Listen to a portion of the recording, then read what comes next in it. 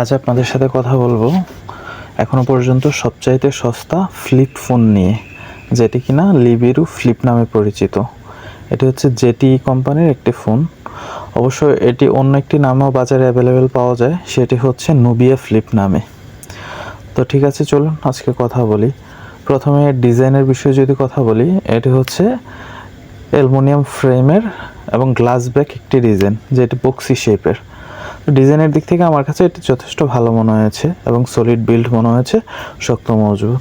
এর ডান দিকে আছে পাওয়ার বাটন, যেটিতে ফিঙ্গারপ্রিন্ট রয়েছে, আর আছে ভলিউম রকার। নিচের দিকে যদি আসে, এখানে রয়েছে USB type C port, speaker grille এবং মাইক্রোফোন। আর উপরের দিকে রয়েছে সেকেন্ডারি মাইক্রোফোন এবং এটির সামনে একটি স্পিকার রয়েছে।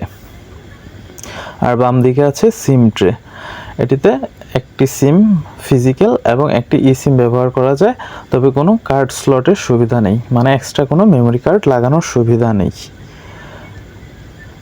ডিজাইনের দিক থেকে আমার কাছে যথেষ্ট ভালো মনে হয়েছে অন্যান্য ফ্লিপ ফোনের তুলনায়, যদিও বা এটার সাথে অনেক দামি এবং কনফিগারেশনের দিক থেকে অনেক ভালো ভালো ফোন রয়েছে, বাট ডিজাইনের কথা যদি বলি সেদিক থেকে আমার কাছে যথেষ্ট ভালো মনে হয়েছে এটির ডিজাইন, এবং যথেষ্ট স্লিম এবং হ্যান্ডি, এবং এর হিন্স মেকানিজমও যথেষ্ট ভালো।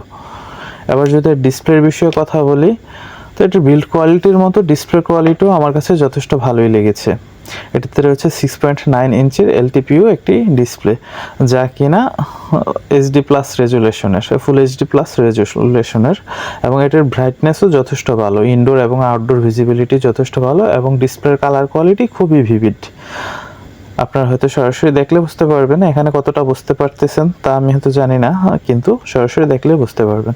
এবং সেকেন্ডারি ডিসপ্লে হিসাবে রয়েছে একটি 1.43 ইঞ্চি রাউন্ড ডিসপ্লে, যেটির কালার কোয়ালিটি অত্যন্ত সুন্দর এবং যথেষ্ট ব্রাইটনেসফুল, এবং এর ভিজিবিলিটি আউটডোর এবং ইনডোর যথেষ্ট ভালো।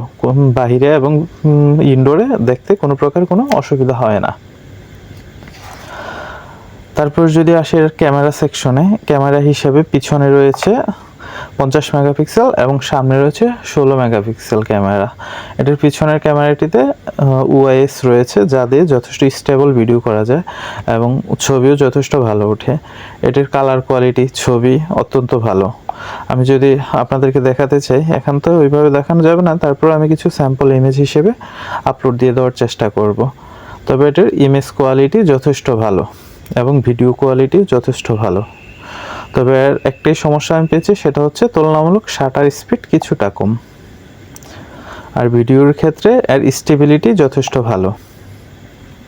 আর ফ্রন্ট ক্যামেরার কথা যদি বলি, সেটাও ঠিক আছে, ঠিকঠাক, যথেষ্ট ভালো, সুন্দর। তবে তুলনামূলকভাবে পিছনের ক্যামেরাটি খুবই ভালো, প্রাইস বিবেচনায় যথেষ্ট ভালো একটি ক্যামেরা দেওয়া হয়েছে।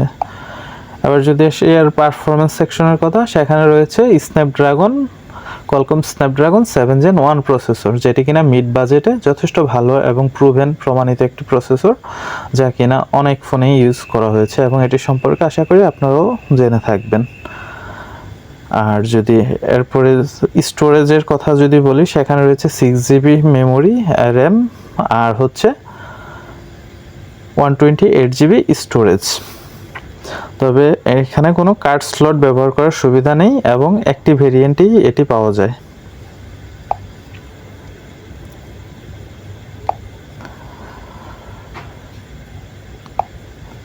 আবার যদি আসি এর ব্যাটারি সেকশনে, ব্যাটারি হিসেবে রয়েছে এটিতে 4310 এম্পিয়ারের ব্যাটারি, মিলি এম্পিয়ারের ব্যাটারি।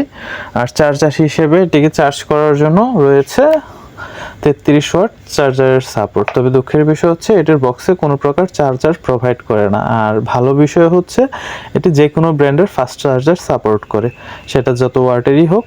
এটা 33 ওয়াট পর্যন্ত সাপোর্ট নেয়, সেটা যে ব্র্যান্ডেরই হোক। এদিক থেকে ভালো বিষয় রয়েছে। আর হচ্ছে এটার ব্যাটারি ব্যাকআপের কথা যদি বলি, ফ্লিপ ফোন হিসাবে ব্যাটারি ব্যাকআপ যথেষ্ট ভালো। ফ্লিপ ফোন হিসাবে এটাতে ব্যাটারি ব্যাকআপ যথেষ্ট ভালো রয়েছে, একদিন চলাচলের জন্য যথেষ্ট। আরেকটা এটার ভালো দিক হচ্ছে এটা নেটওয়ার্ক।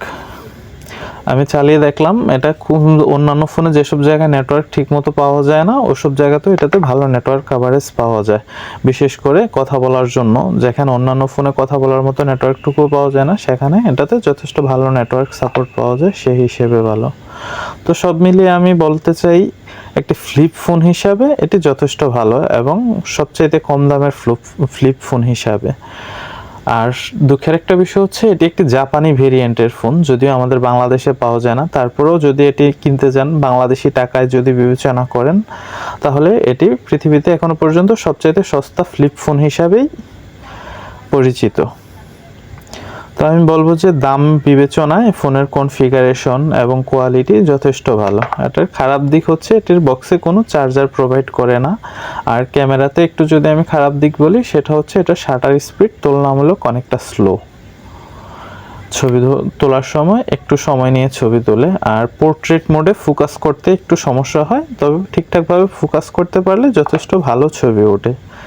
এই ফোনের বিষয়ে যদি আরও কিছু জানতে চান, বিস্তারিত কিছু জানতে চান, তাহলে আমাকে কমেন্ট করে জানাবেন, আমি আপনাদেরকে দেওয়ার চেষ্টা করব। কারণ আমি তো এই বিষয়ে নতুন, ভুল ত্রুটি অনেক কিছুই থাকতে পারে। যদি কোনো ভুল হয়ে থাকে তাহলে বলবেন, আমি সেগুলো ঠিক করার চেষ্টা করব। আর যদি বিস্তারিত কিছু জানতে চান তাহলেও আমাকে জানাবেন, আমি আবার পুনরায় নতুন কোনো ভিডিও দেওয়ার চেষ্টা করব। এখান থেকে যদি আমি অ্যাবাউট ফোনটা দেখিয়ে দিই, তাহলে এখানে দেখতে পাচ্ছেন এ হচ্ছে ফোনের ডিটেলস।